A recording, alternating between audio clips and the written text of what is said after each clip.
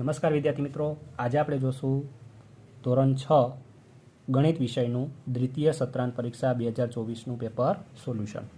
બરાબર, એમાંનો પહેલો ક્વેશ્ચન છે પ્રશ્ન 1, માગ્યા મુજબ જવાબ ગણો, કોઈ પણ 3. બરાબર, હવે પહેલો ક્વેશ્ચન એમાંનો એ છે કે અશુદ્ધ અપૂર્ણાંક સ્વરૂપમાં દર્શાવવાનું છે. બરાબર, તો આમાંથી આપણે મિશ્રમાંથી આપણે સાદા અપૂર્ણાંકમાં જવાનું છે. કઈ રીતે? તો કે પહેલાં તમારે શું કરવાનું છે તો કે ક્રોસ ગુણાકાર 4 દુ 8, 8માં આપણે 3 નાખીએ તો કેટલા થઈ જાય 11, તો 11/4 આનો જવાબ આવશે. બરાબર, એવી રીતે બીજો ક્વેશ્ચન છે 2.3/7, તો આમાં પણ આપણે પહેલાં ગુણાકાર કરશું 7 દુ 14, 14માં આપણે કેટલા નાખશું 3, 14 ને 3 કેટલા થશે 17 અને છેદમાં 7 છે તો રહેવાના છે. તો આ થઈ ગયું અશુદ્ધ અપૂર્ણાંકમાં કન્વર્ઝન. બરાબર, બીજો ક્વેશ્ચન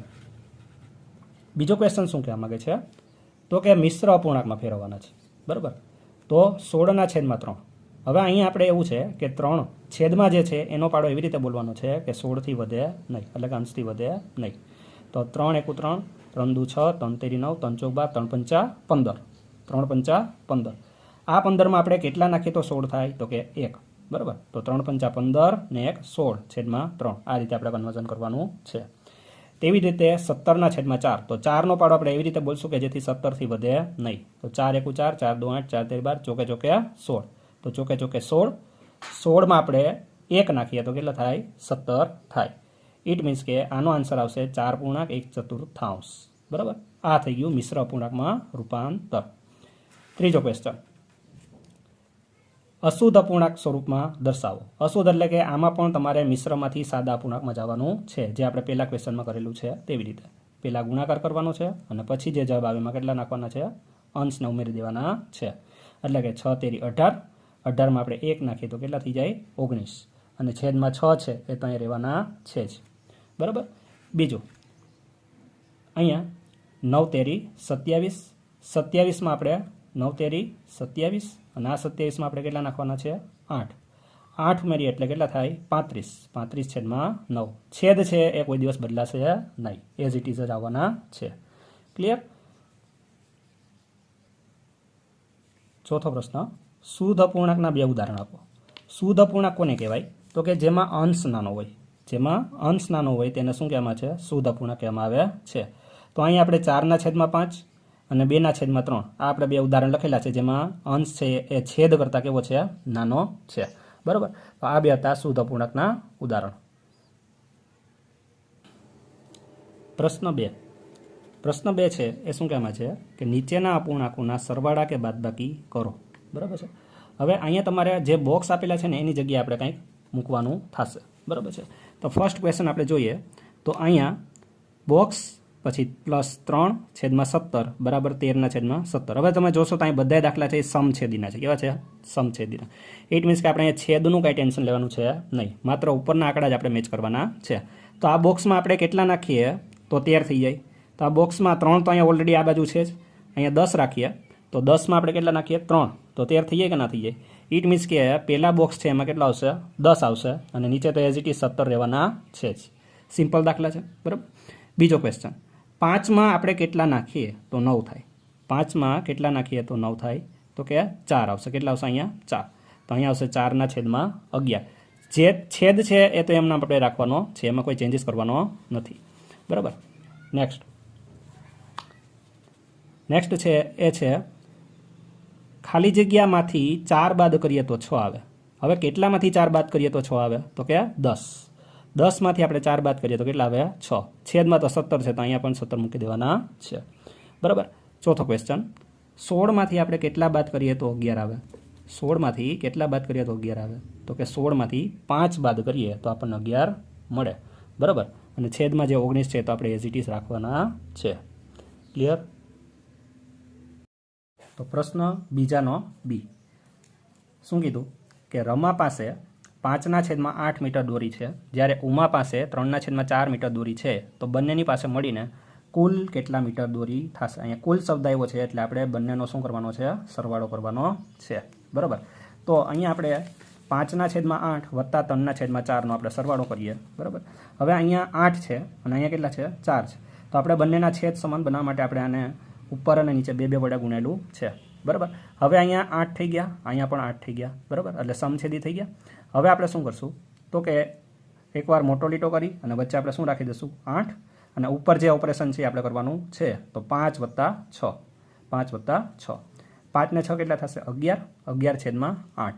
હવે અહીંયા અશુદ્ધ અપૂર્ણાંક છે, તો આને આપણે મિશ્રમાં લઈ જવું હોય તો લઈ જઈ શકીએ છીએ, બરાબર. તો 8નો ટેબલ એવી રીતે બોલીએ કે 11થી વધે નહીં, તો 8 × 8, 8 × 8માં કેટલા નાખીએ તો 11 થાય, તો કે 3, બરાબર. તો પહેલાનો આન્સર આવશે 1.3/8. ઇટ મીન્સ કે કુલ કેટલા મીટર દોરી થશે, તો કે 1.3/8 મીટર દોરી થશે. ક્લિયર?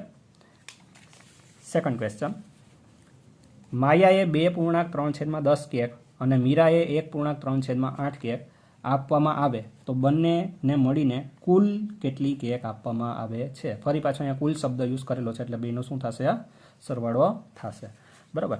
તો 2/3/10 પ્લસ 1.3/8. હવે પહેલી વાત તો એ કે આ મિશ્ર અપૂર્ણાંક આપેલા છે, તો સૌપ્રથમ આપણે આ મિશ્ર અપૂર્ણાંકમાં આપેલા છે ને આપણે અશુદ્ધ અપૂર્ણાંકમાં કન્વર્ટ કરી નાખીએ, બરાબર. તો 10 દુ 20, 10 દુ 20, 20માં 3 નાખીએ તો કેટલા થશે 23. એવી રીતે 8 × 8, 8માં 3 નાખો તો કેટલા થશે 11, અને છેદમાં જે છે એ જ આપણે રાખવાનું છે, બરાબર. હવે અહીંયા આપણે વિષમછેદી છે, શું છે વિષમછેદી. તો વિષમછેદી હોય ત્યારે આપણે કઈ મેથડ વાપરીએ છીએ, તો 3 સ્ટેપમાં વાપરીએ છીએ. પહેલાં લેફ્ટ સાઈડ ગુણાકાર, પછી રાઈટ સાઈડ ગુણાકાર, અને પછી આડો ગુણાકાર. તો પહેલાં આપણે 23 × 8 કરીએ તો કેટલા થશે 184. પછી આપણે 10 × 11 કરીએ તો કેટલા થશે 110, અને ત્રીજો સ્ટેપ છે એમાં આડો ગુણાકાર, એટલે કે 10 × 8 = 80, બરાબર. હવે અહીંયા 294/80 આવી ગયા, બરાબર. હવે આપણે આને મિશ્રમાં ફેરવીએ તો 80 તેરી 240, 80 તેરી 240માં 54 નાખ્યા તો કેટલા થશે 294. પછી આપણે અહીંયા છેદ ઉડાડેલા છે, 54ના અડધા કેટલા થાય 27, 80ના અડધા કેટલા થાય 40, બરાબર. તો હવે જે આપણું વધ્યું એ ફાઇનલ આન્સર આવ્યો તો કે 3.27/40 મીટર. ક્લિયર? ત્રીજો પ્રશ્ન, 10 કિલોગ્રામ ખાંડમાંથી 3.1 કિલોગ્રામ ખાંડ વપરાઈ જાય એટલે કે બાદ કરવાનું છે, તો કેટલી ખાંડ બાકી રહેશે. પહેલાં 10 કિલોગ્રામ ખાંડ હતી, એમાંથી એટલી તો વપરાઈ ગઈ, યુઝ થઈ ગઈ છે, તો હવે કેટલી બચેલી હશે, તો આપણે આ વખતે બાદબાકી કરવાની થશે. ઓકે, તો અહીંયા આપણે શું કરશું તો કે 10 - 3.1, બરાબર. હવે અહીં 10ના છેદમાં કાંઈ ન હોય તો આપણે કેટલા લખેલા છે અહીંયા 1, બરાબર. હવે આને આપણે મિશ્રમાંથી સાદામાં લઈ લઈએ તો 8 તેરી 24, 24માં આપણે 1 નાખી દઈએ તો કેટલા થશે 25/8.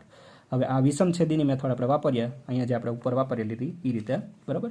તો 10 × 8 = 80, 25 × 25, અને નીચે આડો ગુણાકાર 8 × 8, બરાબર. 80માંથી 25 જાય તો 55/8, બરાબર. અને આને આપણે મિશ્રમાં લઈ જઈએ તો 8 × 6 = 48, 48માં કેટલા નાખીએ આપણે 7, બરાબર. તો આનો ફાઇનલ આન્સર આવી ગયો 6 કિલોગ્રામ 7/8, બરાબર. આ જ આપણો ફાઇનલ આન્સર આવશે. નેક્સ્ટ પ્રશ્ન, પ્રશ્ન 3a, નીચેના દશાંશ અપૂર્ણાંકમાં કઈ સંખ્યા મોટી છે તે આપણે જણાવવાનું છે, બરાબર છે. ઇટ મીન્સ કે અહીંયા આપણે લેસ ધેન અથવા તો ગ્રેટર ધેનની સાઇન મૂકવાની છે, બરાબર. હવે અહીંયા આપણે નાની સંખ્યા છે એની ઉપર આપણે અણી ફોકસ કરીએ, બરાબર. નાની સંખ્યા છે એને આપણે અણી ખૂંચાડવાની છે, બરાબર. અહીંયા તમે જોશો તો 1.23 છે, અને અહીંયા તમે જોશો તો 1.2 છે, બરાબર. પોઈન્ટ પછી અહીંયા કેટલા આંકડા છે 2, પોઈન્ટ પછી અહીંયા કેટલા આંકડા છે 1 જ છે, તો આપણે 2 આંકડા બનાવી નાખીએ એટલે 20 થઈ જાય, બરાબર. તો અહીંયા 1.23 છે ને અહીંયા 1.20 છે, તો બેમાંથી કઈ સંખ્યા નાની થાય તો કે 1.20 છે નાના થાય. ઇટ મીન્સ કે આપણે અણી છે એ કઈ બાજુ રાખવાની છે 1.20 બાજુ રાખવાની છે, બરાબર. પછી એવી રીતે અહીંયા છે 5.64, અહીંયા છે 5.603, પોઈન્ટ પછી અહીંયા કેટલા આંકડા છે 3, ને અહીંયા કેટલા છે 2, તો બે બાજુ આપણે બેલેન્સ કરીએ એટલે અહીંયા કેટલા કરી નાખીએ 3 આંકડા કરી નાખીએ. હવે અહીંયા તમે જોશો તો 5.640 છે, જ્યારે અહીંયા તમે જોશો તો 5.603 છે, બરાબર. તો 603 નાના કહેવાય, 640 મોટા કહેવાય, બરાબર ને.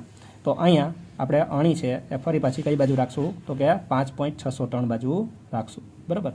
અહીંયા 0.99 છે અને અહીંયા 9.9 છે, તો અહીંયા તો આપણે ડાયરેક્ટ ખ્યાલ આવી જાય, કારણ કે પોઈન્ટ પહેલાં અહીંયા કેટલા છે 0, અને અહીંયા પોઈન્ટ પહેલાં કેટલા છે 9, તો બેમાંથી કોણ મોટું થાય 9.9 જ મોટા થશે. ઇટ મીન્સ કે આ વખતે અણી છે એ આપણે ડાબી બાજુ રાખવાની છે, એટલે કે લેસ ધેન 3.903 અને 3.900, તો આપણને ખબર પડી જ જાય કે અહીંયા 900 છે અને અહીંયા 903 છે, તો નાનું કોણ થશે? 900 થશે. ઇટ મીન્સ કે આ વખતે આપણે અણી છે એ કઈ બાજુ રાખવાની છે? જમણી બાજુ રાખવાની છે. ક્લિયર?